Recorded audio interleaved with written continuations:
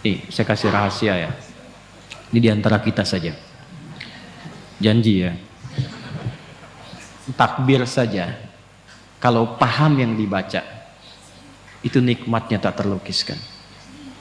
Abu Bakar As-Siddiq radhiyallahu taala anhu, itu baru takbir Allahu Akbar sudah gemetar, nikmatnya khusyuk.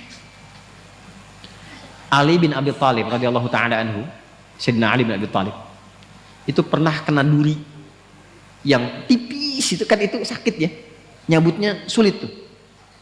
Apa bahasa Rusianya itu kacugak, kacugak. Itu kena duri tajam, sakit dan sulit dicabut. Jadi begitu mau dicabut, terasa ada sahabat bilang begini, temannya, kawan beliau, saya tahu kapannya waktu yang tepat untuk mencabut.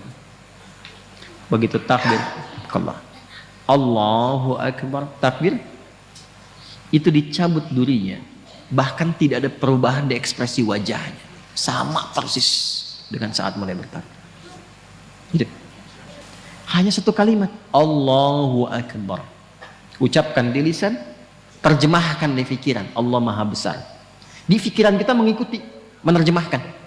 Sebab kalau pikiran tidak mengikuti, setan memiliki celah. Namanya khanzab. Ada setan penggoda orang sholat namanya khanzab. Saya tidak berani menjanjikan, tapi satu saat kalau kita nanti ada waktu, kita ngaji khusus fikih setan. Sepakat? Halo, jangan lihat saya begitu ya.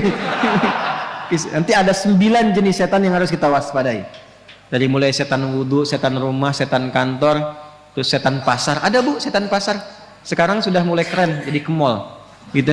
Itu yang bikin ibu kalau ke mall itu pulang ke rumah masih ingat tas yang ibu lihat itu. Nah itu artinya pengaruh setan melekat sampai ke rumah. Gitu. Ibu belanja tuh, padahal beli makanan aja, tapi pulang ke rumah mau tidur, Pah tadi ada yang bagus deh Pah, tas di sana itu gitu. Nah itu ikut tuh. Udah lama tas kan masih banyak tuh, yang penting fungsinya bisa jadi ibadah. Oh iya ya Pah, ya Allah itu kan dihisab. Tapi yang tadi juga bagus kok Pah itu. Itu ke bawah. Itu setan pasar. Ya. Nah ini setan orang menggoda orang salat. Kata Nabi langsung dalam hadisnya, ketika kita mulai bertakbir, idza kabbara aw bima ma'na wa kama qala Rasulullah sallallahu alaihi wasallam, fayaqulu syaitan, maka setan mulai beraksi. Ya, dia berkata, uzkur kada, ingat ini, ingat itu. Ini kalimat ini sering saya sampaikan. Tadi kan sebelum Isya ya, waktu sebelum takbir kan kita fokus saja kan. Istau, khusyuk, sudah tahu, khusyuk, fokus. Nggak ada ingat apa-apa. Tapi begitu takbir, Allahu Akbar, langsung muncul semua di kepala tuh. Ini hujan berhenti apa enggak?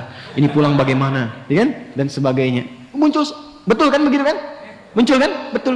Nah, berarti hadisnya benar. Dan Nabi nggak mungkin salah karena ada petunjuk wahyu. Hatta la yash'ura lil musalli kam raka'atan yusalli. Sampai ada orang sholat itu tidak menyadari berapa rakaat sebetulnya dia sedang menunaikan sholat. Pasti terjadi. Nanti subuh kejadian nih besok nih. Jadi begitu Anda takbir dari mulai tahajud, kalau yang tahajud nih, nanti kata-kata saya ini akan muncul lagi tuh. Allahu Akbar, ingat nih, setan akan menggoda ini. Itu setan. Itu setan. Walaupun dia datang untuk mengingatkan, tapi tetap dia setan. Dia setan. Cara mengatasinya bagaimana? Nah, jadi mengetahui, memahami bacaan sholat itu menjadi penting untuk menepis itu. Jadi begitu bertakbir Allahu Akbar, pikiran menerjemahkan Allah Maha Besar, hati meresapi langsung. Ya Allah, aku berikrar Engkau yang Maha Besar. Tapi sebelum sholat bahkan aku membawa kebesaran dalam kehidupan. Sombong kepada kawan, merasa yang paling hebat dengan pasangan, yang tinggi dibandingkan dengan kawan, merasa yang paling agung, tinggi kedudukan dan sebagainya. Dibawa, bagaimana kalau Engkau wafatkan aku sekarang dan aku merasa dalam kebesaran itu, tobat ya Allah. Aku mohon ampun. Ini yang membuat Abu Bakar As-Siddiq radhiyallahu taala anhu, sahabat terbaik, imannya tinggi, dekat dengan Nabi, hidupnya membersamai Nabi, hijrah jadi pendamping Nabi, di kuburan menjadi teman Nabi, di akhirat membersamai Rasulullah. Itu takbir Allahu Akbar sampai menangis mengingat itu. Maka dalam kesadaran itulah kita mengucapkan Allahumma ba'id baini wa baina khataaya kama ba'adta bainal masyriqi wal maghrib. Khotoyaya, ya kecil di belakang itu ya pengakuan. Ya Allah, saya mengakui saya ini banyak salahnya. Hamba ini banyak maksiatnya ya Allah.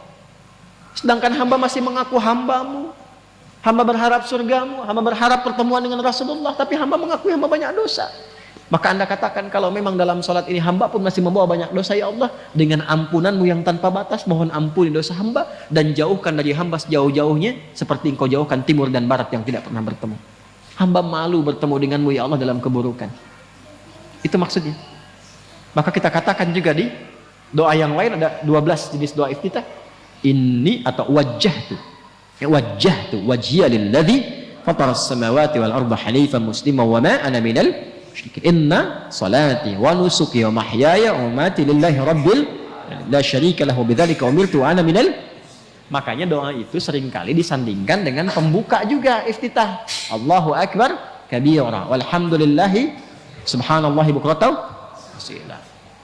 Baru masuk ke wajjahtunya. Itu untuk menguatkan kepada jiwa. Ya Allah, aku merendah, aku pasrah. Hamba yang banyak salah. Aku hadapkan dirimu sepenuhnya, pasrah, sepasrah-pasrahnya pada penguasa langit dan bumi. Saya sholat, saya beribadah, bahkan hamba hidup, bahkan engkau wafatkan hamba sekarang dalam sholat. Hamba pasrah, ya Allah. Yang penting engkau akui hamba sebagai seorang muslim. Hamba berjanji, kalaupun setelah sholat ini diberikan kesempatan hidup, maka hamba akan menjadi muslim yang patuh dan baik setelah ini. Wa ana minal muslimin. Buktinya apa? Setelah sholat dibawa nggak kalimat itu? Nggak terbawa karena belum memahami. Mau sampai kapan seperti itu?